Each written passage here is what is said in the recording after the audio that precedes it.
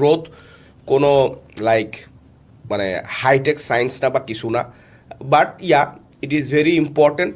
Growth is kind of ডিলিকা লাড্ডু। তো গ্রোথ সবাই খাইতে চায়, অ্যান্ড খাইতে গিয়ে আবার অনেকের কোমরও ভাঙা যায়।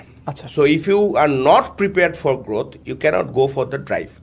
সো এখন কথা হচ্ছে যে গ্রোথ কনসালটেন্ট বা consultancy for growth, why it is required. First of all, founders যারা বড় খেলা খেলে নাই, যে পাড়ার গলিতে ক্রিকেট খেলছে, তার কিন্তু হয়তো বা নর্মাল ফিল্ডে যায় খেলতে পারবে, সে কিন্তু স্টেডিয়ামে যায় খেলতে পারবে। হ্যাঁ। তো যে স্টেডিয়ামে যায় খেলে আসছে, সে কিন্তু বলতে পারবে যে তুমি একটা কাজ করো, স্টেডিয়ামে গেলে আসলে এই ফিল হয়, তুমি থার্ড ক্লাস ফার্স্ট ক্লাসটা খেলছো, এই কাজগুলো করো, তুমি এখন স্টেডিয়ামে যায় খেলতে কি পারবা।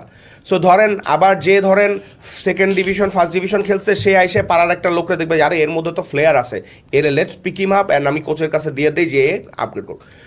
সো আসলে ফাউন্ডারদের গ্রোথ কনসালটেন্ট কেন লাগে? বিকজ ফাউন্ডাররা যারা মিড লেভেল আছে, আমি এখন টাকা দিয়ে হিসাব করি, যাদের মাসে 50 লাখ, আরও ছোটো হইতে পারে, আমি আসলে এর চেয়ে ছোটো বলতে চাই না, মানে 50 লাখ 1 কোটি টাকা রেভিনিউ আছে, তারা এখন কোম্পানিটা বড় করতে চায় 4 কোটি টাকা 5 কোটি টাকা। কিন্তু সে বুঝতেছে না যে আমার যে টিম আছে, এইটা দিয়ে কি আমি আসলে এত বড় ড্রাইভ দিতে পারবো, বা দেওয়া কি আমার এখন আসলে উচিত কিনা, বা এইটার জন্য আমার কীরকম টাকা লাগবে, বা আমি টাকাটা কয় মাসে কত স্পিডে খরচ করব, বা এই আমার মতো থাকা অবস্থায় অন্যান্য যারা বড় হইতে চাইছে তারা বড় করতে গিয়ে কী কী ভুল করছে, বা আমি যখন বড় হব তখন যায় আমি যদি হঠাৎ করে বড় হয়ে যাই তখন যে আমি কী কী প্রবলেমে পড়তে পারবো। সো এই যে কোয়েশ্চেনগুলোর অ্যান্সার, এই অ্যান্সারগুলো শুধুমাত্র তারাই দিতে পারবে যারা আপনাদের মতো এইরকম, বা আমরা যারা বড় কোম্পানির সাথে কাজ করে আসছি